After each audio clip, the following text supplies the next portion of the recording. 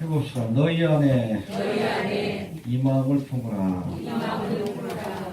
예수의 마음을 품을 수 있게 되기를 바랍니다.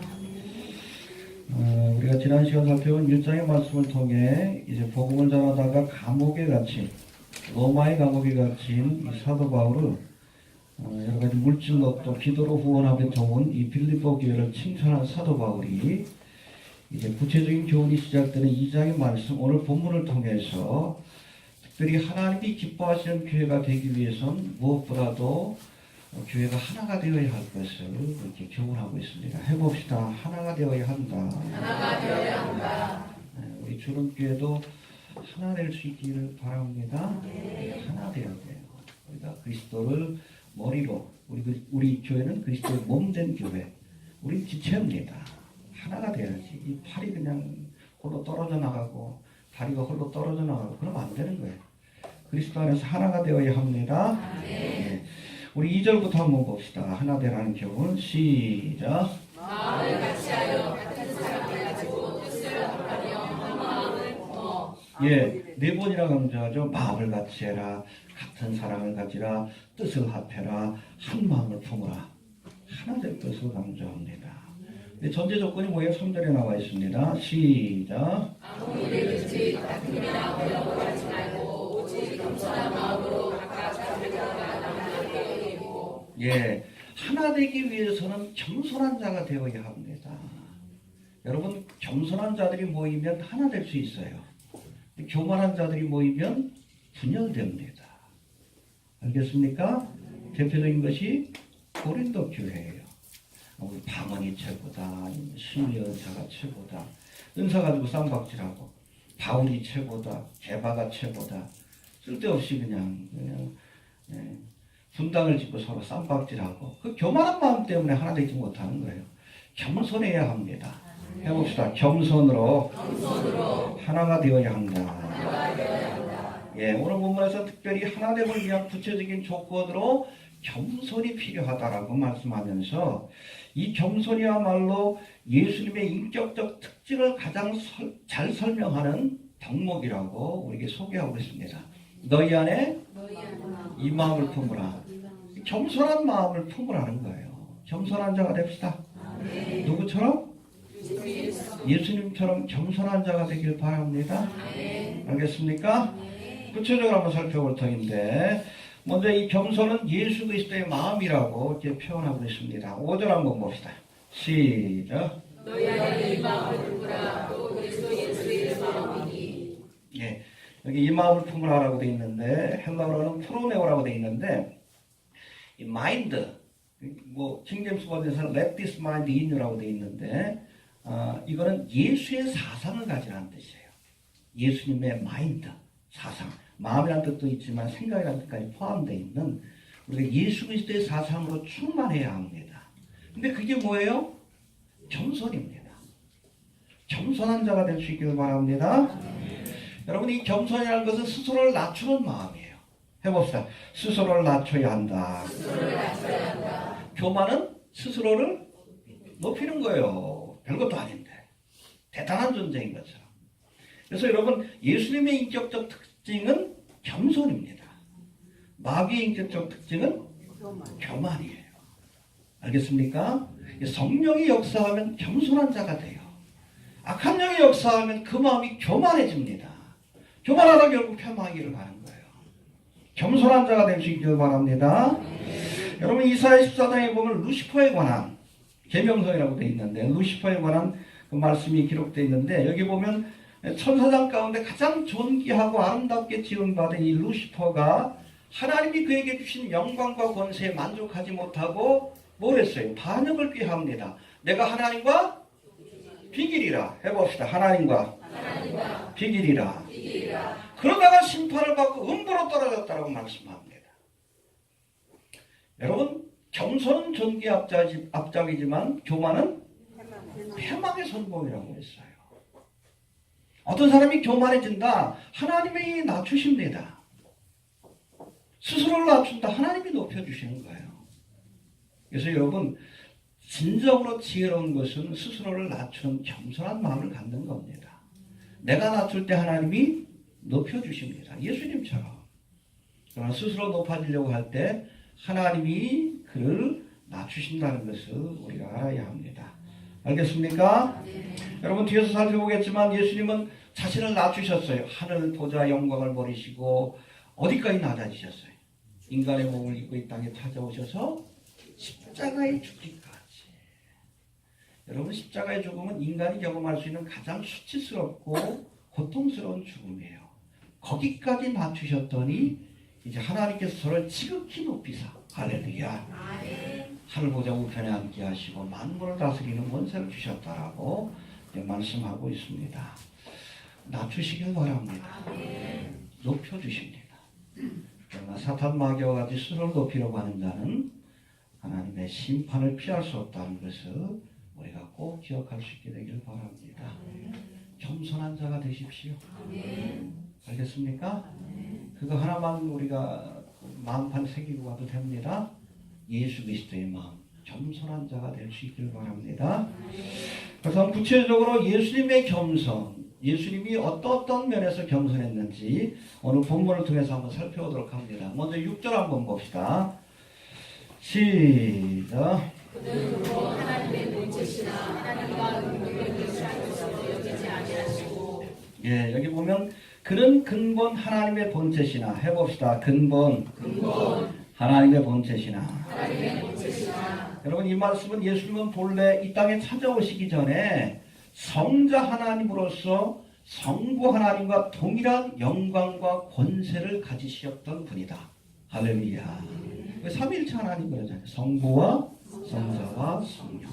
창조의 과정에서도 함께 하셨고 하나님과 동등한 그러한 권세와 영광을 가지셨는데 이 동등된 권리를 인간의 몸을 입고 속죄 사역을 완성하기 위해 포기하셨다는 겁니다. 할렐루야. 해봅시다. 포기하셨다.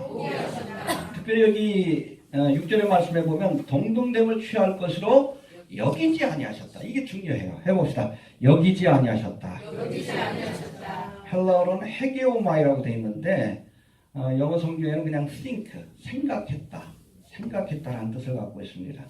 여러분 모든 겸손은 생각으로부터 시작이 되는 거예요. 해봅시다. 모든 겸손은 생각으로부터 비롯된다. 생각이 겸손해져야 돼요. 내가 대단한 자라고 착각하면 안 됩니다. 교만한 생각을 가지면 안 돼요. 예수님처럼 근본 하나님의 본체시나 하나님과 동등됨을 취할 것으로 생각지 않는 것. 알겠습니까? 우리의 생각이 겸손해져야 합니다. 본래는 자격이 있지만 나는 부족한 사람이다. 여기 보면 여기지 아니했다라는 말씀이 3장에도 나오는데 사도 바울이 스스로에게 그 단어를 사용하고 있어요. 한번 봅시다. 3장 12절 13절 시작.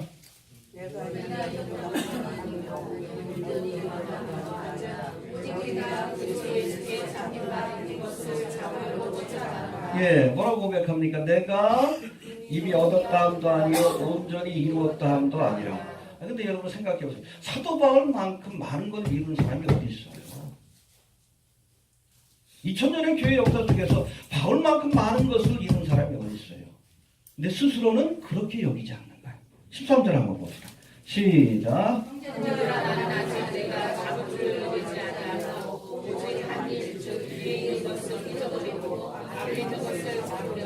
예, 이미 모든 것을 많은 것을 이루고 얻은 사람인데 스스로는 뭐라고 합니까? 잡은 줄로 여기지 않는다. 나는 아직 부족한 사람이다. 이게 겸손이에요.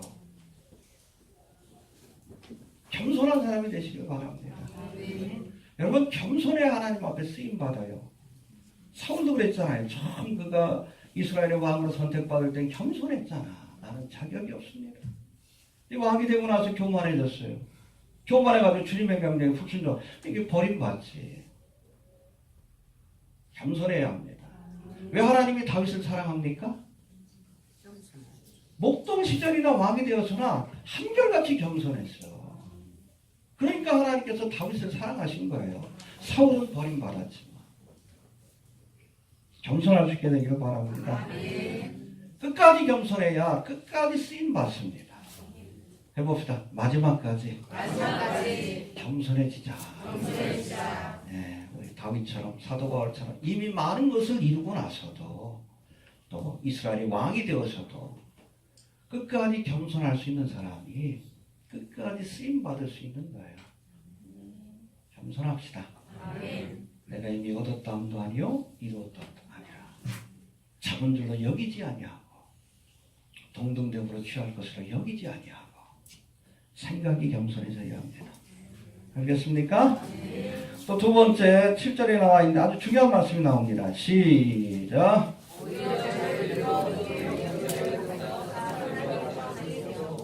예, 여러분 겸손은 자기를 비우는 겁니다. 해봅시다.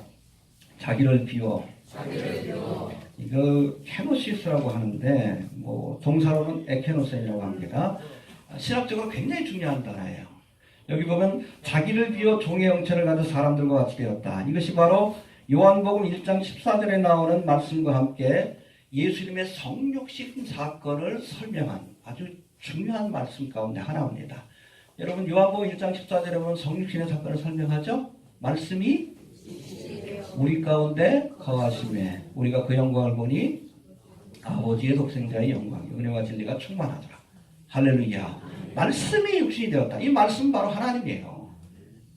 하나님이 인간의 육신의 몸을 입고 이 땅에 우리와 거하시기 위해 머무시기 위해 장막을 친다는 뜻인데 머무시고 우리와 거하기 위해서 오셨는데 그분을 보니까 아버지의 독생자이신 예수 그리스도였다. 할렐루야. 이 성육신의 사건을 설명하는데 같은 내용을 사도 바울이 이렇게 설명한 겁니다. 자기를 비워 종의 형체를 가져 사람들과 같이 되었다. 할렐루야. 그래서 비우다는 단어가 아주 핵심적인데 헬러어로는 에케노센 동사형이고 요거 명사형으로는 케노시스라고 합니다. 포기하다, 박탈하다는 뜻을 갖고 있어요. 해봅시다. 포기하셨다. 예수님이 이 땅에 찾아오시기 위해서 그렇죠? 하나님의 사역을 완성하기 위해 본래 성자 하나님으로서 가지고 있던 권세와 영광을 버리셨다는 거예요. 포기하셨다는 거예요. 여러분 본래 내가 누릴 수 있는 권리를 포기하는 것이 겸손이에요. 알겠습니까? 예. 겸손은 이처럼 에케노센 내가 마땅히 누릴 수 있는 영광과 권리를 할지라도 그것을 버릴 줄 아는 것이 진정한 겸손입니다. 요즘 한국교회 안에서 교회를 자식한테 물려주는 이 목회세습이 하나의 유행처럼 퍼지고 있는데 이 목회세습을 하는 그 목회자의 그 마음 속에는 내가 힘들어서 교회를 이렇게 개척해서 이렇게 성장시켰으니까 자식한테 물려줄 권리가 있다. 이런 생각이 깔려 있는 거예요. 자기의 권리를 주장하는 거예요. 에케노센의 의미를 모르는 거예요. 여러분 진정으로 하나님의 종이라면 주님을 위해서 수고한 뒤에도 나는 무익한 종입니다.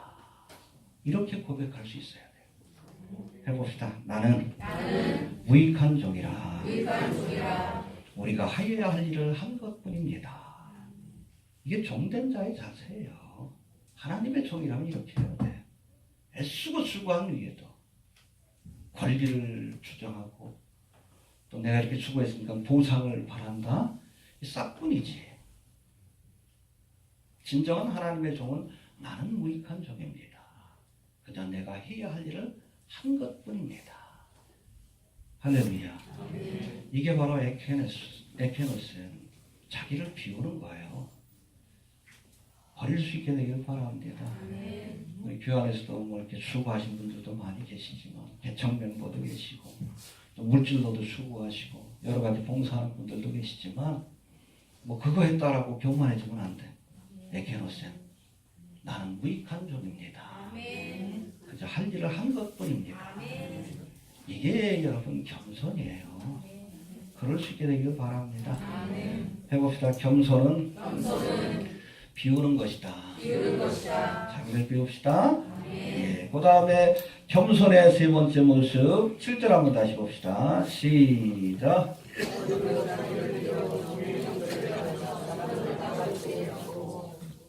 해봅시다. 종의 형체를 가져. 예, 자기를 비우고 그 다음에 두 번째 필요한 것은 종의 형체를 갖는 겁니다. 예수님께서 마태복음 20장 28절에서 말씀하시기를 인자가 온 것은 섬김을 받으려 함이 아니라 도리어 섬기려 하고 자기 목숨을 많은 사람들의 대속물로 주기 위한 것이다. 섬김 받으러 온 것이 아니라 섬기러 왔다. 우리가 그래야 돼요. 종의 형체를 갖는다는 것이 바로 그겁니다. 섬기는 자의 모습을 갖는 거예요. 섬기는 자의 모습. 서비스맨이 되어야 합니다. 알겠습니까? 그러니까 여러분 마가의 다락방에서 최후의 만찬을 나누실 때에 제자들이 다 뒷짐지고 있었어. 누군가 내 발을 씻겨주겠지. 가장 천한 자가 하는 일이거든요. 누가 하셨어? 그렇죠. 제자들의 발을 씻긴. 너희도 이렇게 해라. 너희도. 이게 바로 종의 형체를 갖는 거예요. 주관으로 허리를 동이고 언제든지 섬길 마음의 준비를 하고 있는 것. 섬김 받으려고 하지 맙시다. 교회 안에서. 서비스맨이 돼야 돼. 우리 식당 가면 웨이터가 있잖아요. 딱 주문을 딱 들고 언제든지 도와줘. 그렇죠? 주문을 도와줘. 그게 웨이터예요. 웨이터. 섬길 준비를 하는 겁니다. 우리가 그럴 수 있게 되기를 바랍니다. 섬김 받으려고 바리새인들 섬김 안 되고 그랬지. 그러지 마시고 언제든지 수건으로 허리를 동이고 섬기는 마음의 준비를 하시고 또 섬겨야 될 자리라면 적극적으로 나가서 섬기는 것. 이것이 바로 겸손입니다. 해봅시다. 종의 형체를 가지셨다. 그리고 8절에는 복종하셨다는 말씀이 나오는데 시작.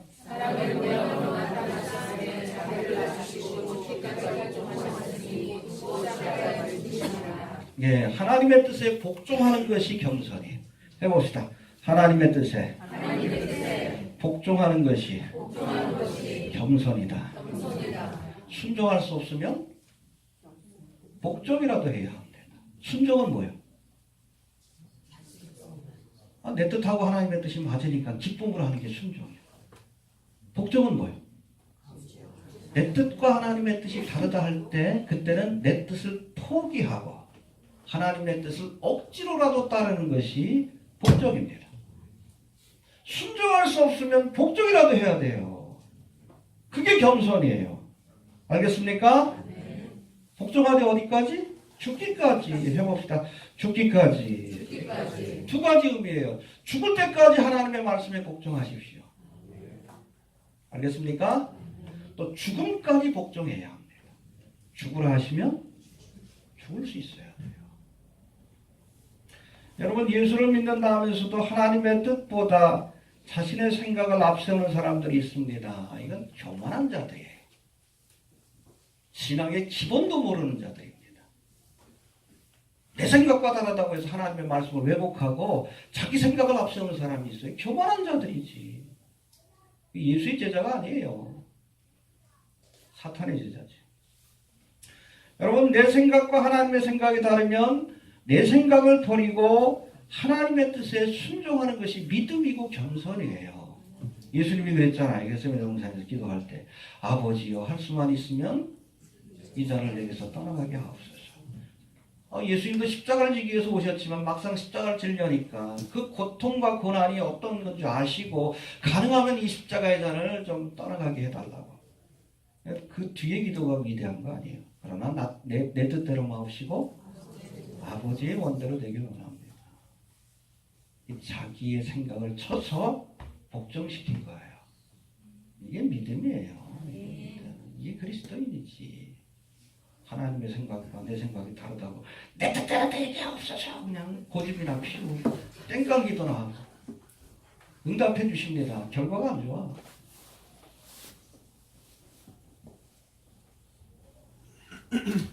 내 생각을 포기할 수 있게 되길 바랍니다. 이게 바로 죽기까지 복종하는 겁니다. 알겠습니까? 특별히 여러분 우리가 세상 정치에 대해서도 예수님은 분명한 원칙을 말씀해 주셨습니다. 가이사의 것은 하나님의 것은 여기서 넘어가면 안 돼요. 정교 분리를 이야기한 것이고 또 두 번째는 어차피 가이사로 상징되는 세상 나라는 장망성과 같은 것이니 너희가 가이사의 나라가 아닌 하나님의 나라에 초점을 두라는 거예요. 크게 기대하거나 관심 갖지 말라라고 말씀하셨습니다. 왜? 우리는 나그네요 행인이니까. 여러분, 이러한 예수님의 명령에도 불구하고 오늘날 한국교회 안에서 세상 정치를 교회 안에 끌어들여서 가이사의 것과 하나님의 것을 섞어버리는 자들이 있어요. 교회를 정치꾼의 소굴로 바꿔버리는 자들이 있습니다. 말씀만 선포되어야 할 교회 강단에 하나님을 알지 못하는 정치인들을 세우고 그들의 말을 경청하고, 그게 여러분 이 교회가 할 일이에요? 왜 정치꾼의 소굴로 만들어버려요? 뭐 특정한 정치 세력이 뭐 이제 권력을 잡아야 뭐 이 나라에 하나님의 나라가 또 완성될 것처럼, 교회가 부흥할 것처럼, 응? 예수를 믿는 거예요? 정치가들 믿는 거예요? 이 사람들이 바로 현대판 열심당원이에요. 가룟 유다와 같다. 하나님의 뜻에 복종해야죠. 가이사의 것은? 하나님의 것은? 그렇죠. 성경에는 여러분 정치에 대해서 두 가지 원리를 얘기합니다. 예수님이 가이사의 것은 가이사에게, 하나님의 것은 하나님에게. 우리가 이 땅의 백성으로서 또 의무도 다해야 합니다. 가이사에게. 사도 바울도 그랬잖아요. 위에 있는 권세자들을 위해서 기도해라. 그렇죠? 좀 도와주는 그런 자세를 가져야 돼. 그러나 말씀에서 벗어난 걸 얘기할 때는 노라고 얘기할 수 있어야죠. 그 원칙을 지켜야 돼요. 정치가 문제를 해결할 것처럼 얘기하면 이건 이단입니다. 그럼 세상의 이데올로기나 자기의 생각이 아니라 하나님의 말씀을 따라야 돼요. 그게 내 생각하고 달라도. 알겠습니까? 네. 그래서 내 사상과 생각과 다르다 할지라도 예수 그리스도의 마인드, 사상을 가져야지. 그리스도의 마음을 가져라. 예수의 사상을 가져야지. 왜 세상적인 이데올로기를 기준으로 삼아요? 복종해야 합니다. 해봅시다. 복종해야 한다. 예, 이게 겸손이에요. 그 다음에 다섯 번째, 십자가에 죽기까지 나아지셨습니다. 8절 한번 봅시다. 시작.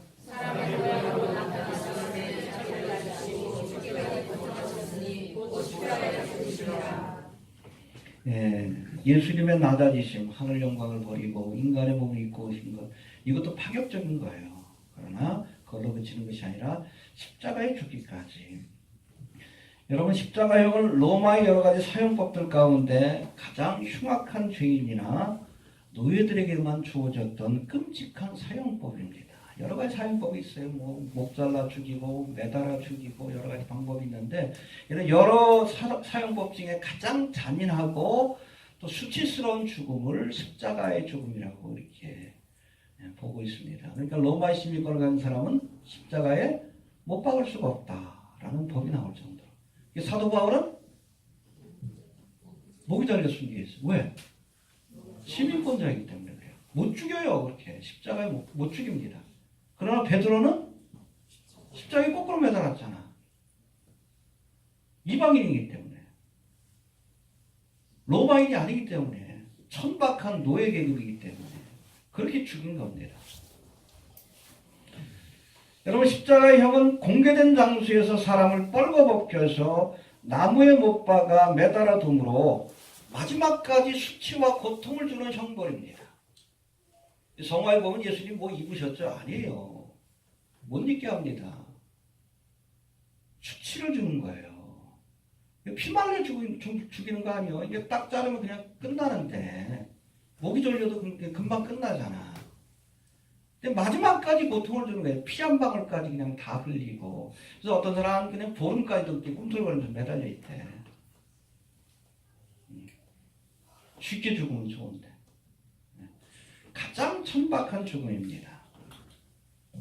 십자가에 죽기까지 나아지셨다는 것은 예수님이 인간들이 경험할 수 있는 가장 수치스럽고 고통스러운 죽음을 맞이하기까지 자신을 낮추셨다. 그런 뜻을 갖고 있습니다. 여기까지 가야 우리가 갈 수 있어야 예수의 마음을 본받은 겸손한 사람이라고 할 수 있다는 거예요. 그럴 수 있어야 합니다. 여러분, 예수를 믿는다면서도 아직도 남의 말에 상처를 받고 자존심 상해한다면 아직 옛사람이 죽지 않은 겁니다. 죽이시길 바랍니다. 죽여야 돼요. 알겠습니까? 예. 십자가에 죽기까지 스스로를 낮추셨던 예수님을 본받을 수 있게 되길 바랍니다. 거기까지 가야 합니다. 알겠습니까? 예. 예수님이 하늘 영광을 버리시고 십자가에 죽기까지 낮아지셨을 때에 하나님은 오히려 이런 예수님을 높여주셨습니다. 할렐루야. 하나님은 스스로 높이는 자는 낮추시지만 스스로를 낮추는 자를 높여주십니다. 할렐루야. 구체적으로 어떻게 높여주셨는지 한번 살펴봅니다.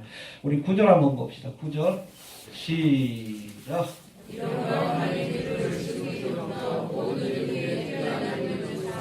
예, 해봅시다. 지극히 높여.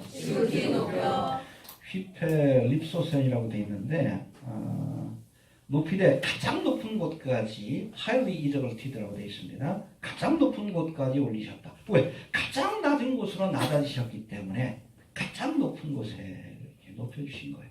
할렐루야. 예수님이 십자가에 죽기까지 자신을 낮추셨더니 가장 높은 곳 어디예요?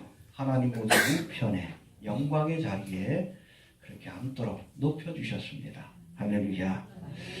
마찬가지예요. 예수님처럼 가장 낮은 곳에서 섬기는 자가 하나님의 나라에선 가장 높은 곳에 그렇게 영광을 얻게 될 줄도 그렇게 믿으시길 바랍니다. 낮은 곳으로 가서 섬기시길 바랍니다. 그런 자에게 상급과 멸류관이 큰 거예요. 이해가 됩니까? 거꾸로 탁 내려갈수록 높여주십니다. 가끔 보면 저도 러시아 선교, 단기 선교 사역을 좀 간 적이 있는데 교단 선교사들이 몇 년에 한 번씩 이 교단에 모여가지고 전 세계에 있는 그런 모여가지고 선교사 대회 같은 것들을 할 때가 있어요. 그때 보면 여러 지역에서 온 선교사들이 있습니다. 미국과 캐나다, 필리핀. 사실은 유학 간 거죠. 무슨 미국에서 선교를 해?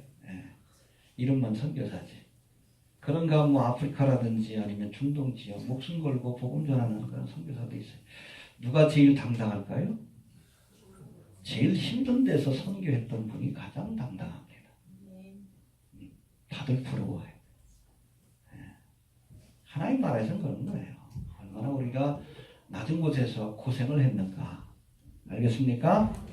고생을 해야 영광도 있는 거예요. 좀 낮아질 수 있게 되길 바랍니다. 낮아지는 만큼 높여주시는 겁니다. 할렐루야. 저도 할 수만 있었다 아마 선교 사역으로 저거 했을 것 같아요. 근데 몸이 허락되질 않아요.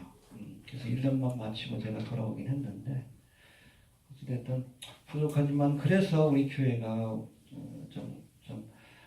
선교 일선에서 수고하시는 선교사님들을 위해서 또 후원하고 그런 일에 앞장을 서는 겁니다. 낮아져야 합니다. 예, 그래야 높여주십니다. 예, 가장 낮은 곳에 가서 우리가 예수님처럼 섬기는 자가 될 수 있기를 바랍니다. 예. 또 두 번째, 지극히 높여 모든 이름 위에 뛰어난 이름을 주셨다라고 말씀합니다. 우리 9절 한번 봅시다. 시작.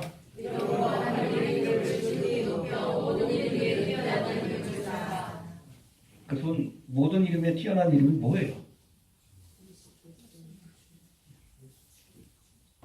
구체적으로 뭡니까? 여기에 대해서 많은 학자들이 의견이 갈리기도 하지만 대부분은 11절에 나오는 큐리오스란 단어로 이렇게 보고 있어요.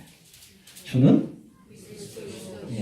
큐리오스란 단어가 굉장히 중요합니다. 11절 한번 봅시다. 시작. 모든 예수 그리스도를 주라 하시나요? 하나님의 아버지의 영광을 그리지 하셨느니라. 예. 십자가를 지기까지 낮추셨더니 예수님을 지극히 높이셔서 그에게 큐리오스, 주라는 이름을 주셨다는 거예요. 할렐루야. 해봅시다. 주라는 이름을 주셨다. 이 큐리오스라는 단어가 굉장히 중요한데 이 단어는 본래 왕, 권력자, 주인이라는 뜻을 갖고 있습니다. 해봅시다. 왕. 권력자, 주인. 이 구약 성경을 예수님 당시 그 전에 몇십 년 전에 70인역이라고 해서 구약 성경을 헬라어로 번역한 게 있어요. 유대인들이. 근데 거기 보면 야훼 혹은 여호와 누구의 이름이에요? 그걸 번역할 때 큐리오스라고 번역을 합니다. 하나님의 이름하고도 동일해요. 야훼, 여호와, 큐리오스, 주. 이해가 되십니까? 또 예수님 당시에는 특별히 이 큐리오스라는 단어가 카이저 큐리오스라는 단어. 이게 뭔가 하면 Caesar is Lord. 누구예요? 로마의 황제가 바로 신이고 왕이다. 이게 공식적으로 들어가 있어요. 아예 로마 특별히 시저가 들어가는 그 동정 같은 데 보면 카이저 큐리오스, 카이저가 신이고 왕이다. 그런 뭐 로마의 그런 저게 동정이 있을 만큼 황제에게만 사용할 수 있는 단어였습니다. 해봅시다. 로마의 황제에게만 사용할 수 있는 단어다. 이런 엄혹한 상황 속에서 아무에게나 큐리오스 그러면 이건 반역죄예요. 여러분 우리가 네로 황제 때부터 기독교인들에 대한 핍박이 시작이 됐는데 그 중에 가장 큰 여러 가지 이유들이 있는데 이유 중에 하나가 바로 예수님을 큐리오스라고 부르기 때문에 반역자로 처형을 한 거예요. 그만큼 아주 이 단어의 의미가 아주 중요합니다. 이런 상황 속에서 가이사랴 빌립보에서 베드로가 예수님을 향해 뭐라고 고백합니까? 이거 목숨을 내건 고백이에요. 당신이 큐리오스입니다. 가이사가 아닌 당신이 큐리오스입니다. 이런 고백을 드리니까 예수님이 그 고백을 기뻐하신 겁니다. 여러분 그렇게 고백할 수 있어야 합니다. 우리는 너무 쉽게 고백을 해. 주는 그리스도시요 살아계신 하나님이라. 당신은 목숨을 건 고백이에요. 당신만이 나의 왕이고 하나님이십니다. 이해가 됩니까? 바로 하나님이 예수님께 이런 이름을 주셨습니다. 해봅시다. 하나님이 예수님께 주라는 이름을 주셨다. 할렐루야. 예, 맞추셨더니 주가 되셨습니다. 믿습니까? 예. 그리고 10절 한번 봅시다. 시작.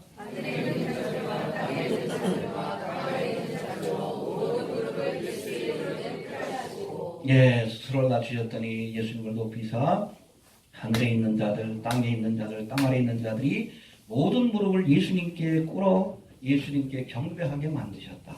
할렐루야. 하늘에 있는 자들 누구예요? 천사들이에요. 땅에 있는 자들? 인간들이에요. 땅 아래 있는 자들? 악한 영들입니다. 그 모든 만물들이 예수님의 발 앞에 엎드려 경배하도록 만드셨다는 거예요. 할렐루야. 믿습니까? 네. 그리고 마지막으로 모든 입으로 예수를 주라 시인하게 하셨다. 할렐루야. 큐리오스라고 부르게 하셨다. 시자가 아니에요. 문제는 시간이에요. 예수님만이 큐리오스입니다. 트럼프도 아니고 예수님만이 왕이십니다. 믿습니까? 11절 한번 봅시다. 시작. 모든 이유로 예수 그리스도를 주라 시인하여 하나님 아버지께 영광을 돌리게 하셨느니라. 예, 예수님만이 주가 되십니다.